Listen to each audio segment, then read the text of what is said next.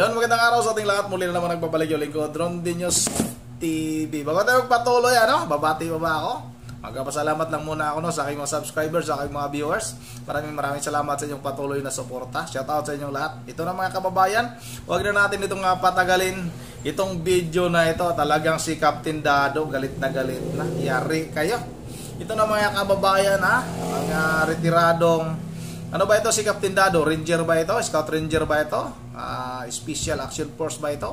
Magaling ito mga kababayan, talagang galit na. At itong grupo niya na ano ba ito, FGF, ay talagang naghintay na lang kung halimbawa sasaktan daw itong si Vice President Sara Duterte, magkakaroon ng kaguluhan. Ako po, ito mga kababayan, panoorin nyo ito at kayo na yung bahala humusga.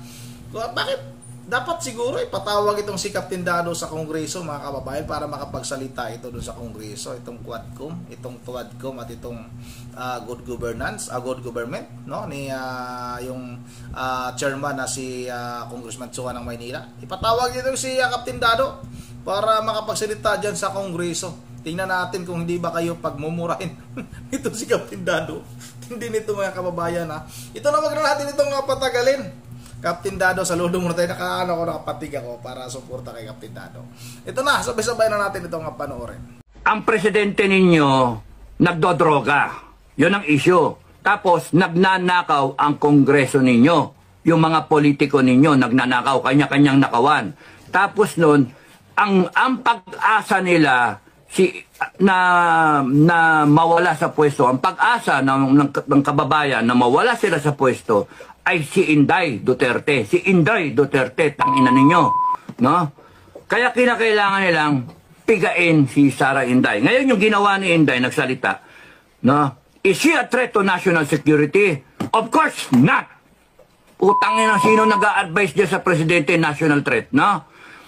Ang threat to national security is a president na nagdodroga. Ano masama doon magalit yung tao? Gago kayo Nagalit yung tao. Ano ngayon?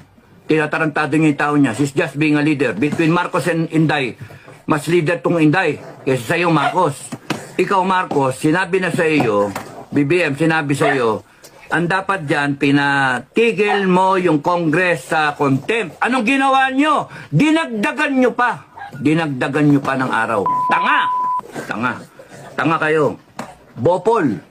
Tapos noon, sasabihin mo pa, hindi palalagpasin. Meron pa kayong pinachichismis, tinatakot nyo taong bayan. Huhuliin na si Inday. Huliin siya, isasabihin na sa NBI. Pinapaimbisigan. Sige, kulong nyo. Pinakamaganda niya, kulong nyo. Kulong nyo si Inday. Tanginan ninyo, hindi nyo kami matatakot. Wag na wag nyong sasaktan yan. Wag na wag nyong sasaktan yan. Kasi papatayin namin kayong lahat. Uubusin namin kayo. Yan ang threat sa presidente. Utanginan nyo lahat. Subukan nyo kami ngayon. Presidente, minura-murang tapos gigil na yung tao. Utanginan ninyo kayo, BBM. Manggagamit ka talaga gago ka Gago ka talaga presidente ng Pilipinas, gago ka Tarantado ka napakawalang yamo Sa totoo lang. Sa mga maka-BBM, sorry pero gago talaga yung BBM na yan Kita ninyo ang dami problema ng Pilipinas. Hindi siya nagpapakita. Biglang minura siya ni Inday. Biglang lumabas ang gago. Tapos sabi niya, hindi niya papalakpasin yan. Utangin na ka, gago. Hindi mo palalakpasin. Tarantado ka pala Ikaw nga ang dahilan ng lahat ng ito Mapadrug test ka na muna, gago.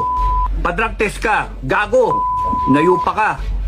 Tangina mo, kaya nagkahagan ito yung bansa dahil sa iyo Binoto ka namin. Pagmamalaki mo pa yung boto mo, gago. Tangina mo.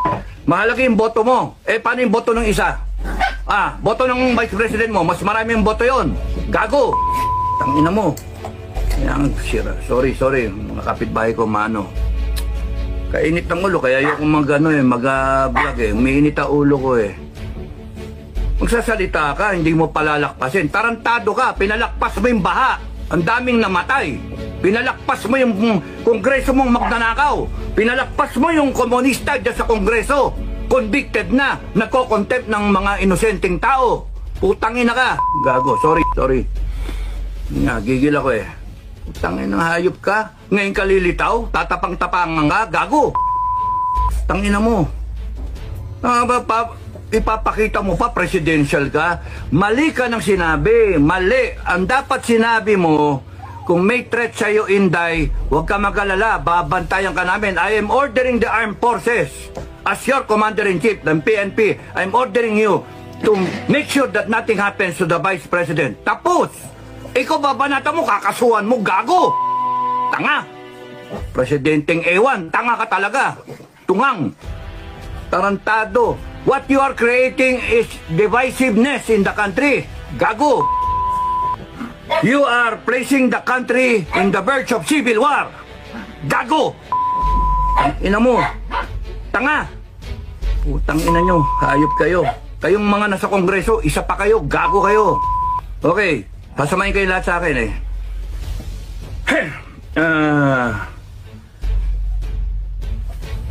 Ang ano na to, no? Tanin niyo yung nagtatalong politika. Nagtatalo yung politika. Kaya nga mini-maintain ko FGF sa gitna tayo. Parang di tayo mawala eh. Parang di tayo mawala. Hanggang walang hudyat, mga ka-FGF, we want to be in the cooler side na nag-iisip. No? Mga Pilipino na nag-iisip. Kasi pagka sumausaw ka dyan, mawala ka eh. Galit na eh. Galit. Ako galit na galit ako pero kinokontrol ko. Kung nadidinig yung usapan namin ni Bukay, ni Commander Metran, galit na galit ako. Kung nadidinig yung usapan ko sa ibang commander, galit na galit ako. Natatawa nga sila eh. Gigil na gigil ako eh. Pero kinokontrol. Kinokontrol namin, ang galit namin. That's courage. Courage is not just plain na tapang. That's stupidity. Plain tapang, that's stupidity. The courage is the ability to control yourself, control your fear, control everything, and perform the mission. That's courage. Yung you do the right things, yung properly, hindi yung ganyan na, yan na. Putang inang yan, magano na, magkalsada na tayo. Tangin nang yan, gago. Magkakalsada ka, bakit galit ba kayo sa EDSA? Galit kayo sa EDSA. Galit kayo kay Mama Mary. Doon kayo magano, doon nyo dinay-direct yung tao. EDSA. Ba't hindi sa Kongreso? Doon kayo galit eh. Yun nga tanong ko eh, bakit hindi sa Kongreso? No. Ba't hindi sa Kongreso? Nandun yung ano eh. Tapos doon, veterans, punta kayo, support kayo ano, kay Inday, doon kayo magsalita-salita. Ang puta. O sige, veteran. Because you are thinking na ang focal point mo is yung personalities eh. Why not make the focal point yung issue at hand? Yung issue. Nakakalimutan yung issue. Bangag yung presidente. Bangag. Tapos nakawan. Yun yung issue. O nagsalita ang Duterte. Sabi ni Digong na kakusapin niya AFP. No? Kakusapin niya AFP. Tapos nun eh, inaano niya, binabalik niya doon sa mga pera-pera. Because kung lahat kayo nakikinig sa akin, doon kayo pumunta kay Marcos. Ibig sabihin ni Duterte, you demand the explanation. You demand. Tangin lang yan. Itong Marcos na to, gagamitin mo ngayon yung konstitusyon. Ha? Gagamitin niyo yung konstitusyon laban doon sa kay Sara. Eh si Inday Sara nga, she's implementing the constitution. She's abiding by the constitution. Kaya kayo nandyan pa. Kasi hindi siya nagtatawag ng revolusyon. Hindi siya nagtatawag ng taong bayan. Tanging mga hayop kayo. Sinabi ko again, Marcos and everyone na connected with Marcos, kaya kayo nandyan. Kasi ang mga Duterte, whether they are hesitant or not, ay hindi pa tumatawag ng talagang totoong tao, people power. Wala. Minadinig ba kayo? Minadinig ba kayo? Lumabas na kayo sa kalsada at tapusin na natin to? Minadinig ba kayo? Ang nagtatawag lang, mga vlogger. No? Mga supporter ng vlogger. Mga nananawagan, supporter na tayo, labas na tayo. Eh, hindi nyo nga, Kaya nga nakakainis ang Pilipinas eh. Nakakainis. Anong dami ko na sinabi, nawala na ako. So una kay Inday, yung statement ni Inday. Ano masama doon magalit yung tao? Gago kayo eh. Nagalit yung tao. Ano ngayon? Tinatarantado niya yung tao niya. She's just being a leader. Between Marcos and Inday, mas leader tong Inday kaysa sa iyo, Marcos. Ikaw, Marcos, sinabi na sa iyo, BBM, sinabi sa iyo, ang dapat dyan, pinatigil mo yung Congress sa contempt. Anong ginawa nyo? Dinagdagan nyo pa. Dinagdagan nyo pa ng araw. Tanga! Tanga. Tanga kayo. Bopol.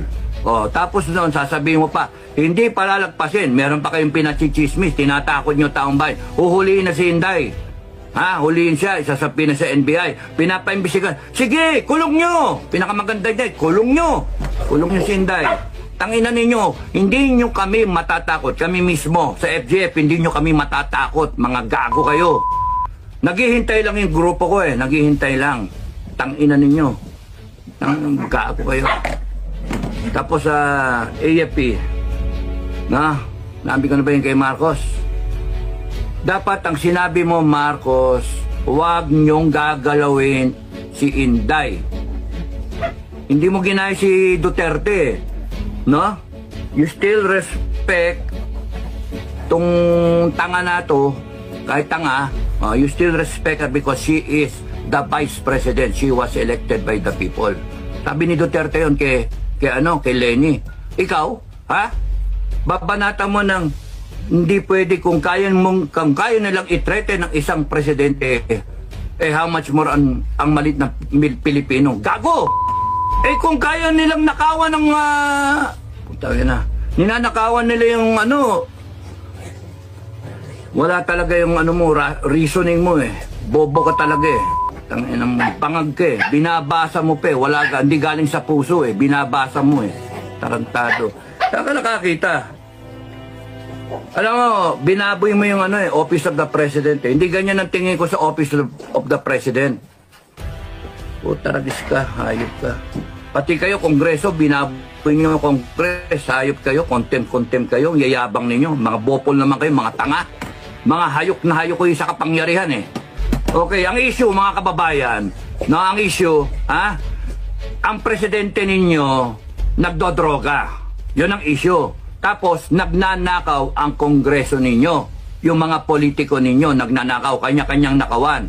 Tapos nun, ang pag-asa nila na mawala sa pwesto, ang pag-asa ng kababayan na mawala sila sa pwesto ay si Inday Duterte. Si Inday Duterte, tangina ninyo, no?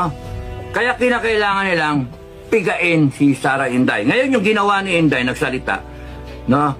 Is she a threat to national security? Of course not. Utangin na sino nag-a-advise diyan sa presidente, national threat, no?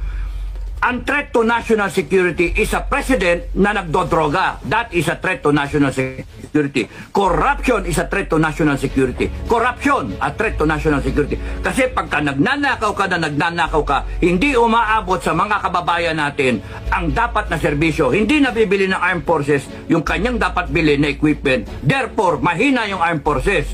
Kaya threat to national security. Hindi nagagawa ng gobyerno yung dapat niyang gawin in terms of services, in terms of delivery ng mga dapat basic needs. Yung food security natin, import tayo ng import. Therefore, yung pagnanakaw ng Congress is a threat to national security. Yung droga na yan is a threat to national security. Mga hinayo pa kayo? Congress is a threat to national security. Yung ginagawa yan, nandyan yung NPA. That is a threat to national security. Bopol, kayong lahat. Tangina ninyo. Tapos pipilit nyo, Inday is a threat to national security. No!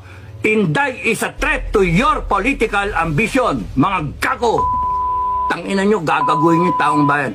Inday Sara Duterte is a threat to your political ambition. Is a threat to your activities of corruption. Tangina nyo. And we will polarize. Para kay Inday. Mga gago kayo. Gago talaga kayo. Gigil na gigil ako eh. Okay. She is not a threat to national security, mga kababayan. Tandaan nyo yan. She is the hope of this country. She is the hope of this country. Tandaan nyo yan. At doon kami tayo. wag na wag niyong sasaktan yan. Wag na wag niyong sasaktan yan. Kasi papatayin namin kayong lahat. Uubusin namin kayo. Yan ang threat sa presidente. Utangin na niyo lahat. Subukan niyo kami ngayon. Gago kayo. Tanginan ninyo. The only reason kaya kayo nandyan is because yung taong bayan tanga, hindi kumikilos. Yun ang subukan yung saktan si VP Sara Duterte. Di lagot kayo kay Captain Dado. May grupo ito mga kababayan mga retiradong mga army ito. Nakakatakot niya yung mga nangyayari ngayon sa ating bansa. Ito talagang banta ito. Pero naman may kasama naman na sinasabi ni Captain Dado na kung saktan ninyo. Baka matulad naman ito kaya VP Sara na sinasabi ni VP Sara, kung may mangyari sa akin pag namatay ako, walang ibang sisingilin ko hindi si Pangulong Macoy, si De Junior, mga kababayan, si Lisa at itong si Speaker Romualdez. Yun ang sinabi ni VP Sara. Wala namang sinabi na ipapapatay kita. May assassin akong kinuha. Tama nga itong si Captain Dado, napaka-bupol ng mga taong ito. Yun ang dito na lang muna at bago ako magtatapos ay shout out ko lang si Ma'am Berger Religious ng Pulilan, Bulacan, kay Lala Defender, kay Edgar Cornijos, kay sino pa itong ating i-shout out dito. Shout out kay Ma'am Joyce ng Japan, dito tayo sa bandang baba. Baka may makita. Smiling Lobster, shout out. Ruli Masa, idol, shout out kasama natin sa gym sa Maynila. Shout out sa iyo, Ruli Masa. Shout out kay Bobby Bistroyo. Shout out kay Armando Cabrera, idol. Shout out sa iyo, Armando Cabrera, idol Kay Rose, shout out. Kay Kukiana, shout out. Super Mario, shout out. Kay Edisa Borby, shout out, idol. Shout out Ma'am Edisa Borby. Kay Emmanuel Milicor, shout out. Kay Henry Payat, shout out Kay Welk, shout out. Shout out rin kay Bobby Gregory. Shout out kay Susan Managbanag. Oy, wala na. Okay lang yan, Susan Managbanag, At least tumatayo tayo, naninindigan tayo. Hindi naman natin hinahabol yung views kung halimbawa talagang nawawala yung ating mga subscriber. Wala tayong magagawa kasi nga gusto nilang ayaw makinig sa atin dahil binabanatan nga natin itong si Pangulong Ferdinand Marcos, pero tatayo tayo sa katotohanan. Wala pong makapagbabago. Noon nga may kumakausap na sa akin, isa kong subscriber, na bakit daw ganun, nag-message siya sa akin ng personal, bakit daw ganun, bakit kumampi ako, bakit kinalaban ko si Pangulong Marcos. May nakikita kasi tayo na mali. Hindi naman pwedeng hindi tayo magsalita. Ibikit na lang ba natin yung ating mata? Ako nga mga kababayan, hindi naman sa nung eleksyon, nung nakaraan, presidential election, talagang gumagastos ako. Gumagastos ako ng sarili kong galing sa aking bulsa. Pang gasolina, pang kain, pang budget pag nasa malayo yung pangampanya ni Pangulong Marcos at itong si VP Sara. Hindi tayo nagsisisi na umalis kinalaban natin itong administrasyong ito dahil nakikita natin na may mali. Hindi naman pwedeng hayaan na lang natin porkit pa supporters tayo noon, mananatili pa rin tayo kahit na nakikita natin may kamalian. Magsalita tayo. Kailan ba tayo magsasalita? Pag naubos na yung pundo ng ating bayan, wala nang pira, naubos na sa ayuda. Ano ba itong ayuda na ito? Ito'y pamumulitika mga kababayan. Klarong-klaro. Ito'y puhunan para sa darating pang mga eleksyon. Hindi naman siguro walang ganyan. Walang kahit sinong nakaraang administrasyon. Walang ganyang mga ayuda na para bang binibili na lang nila yung tao sa halagang 5,000 sa 5 kilong bigas. Ganon ang administrasyon ngayon. Yun ang dito lang muna. Once again, this is Rondy TV mo. Ingat ang lahat. God bless bawat isa sa atin.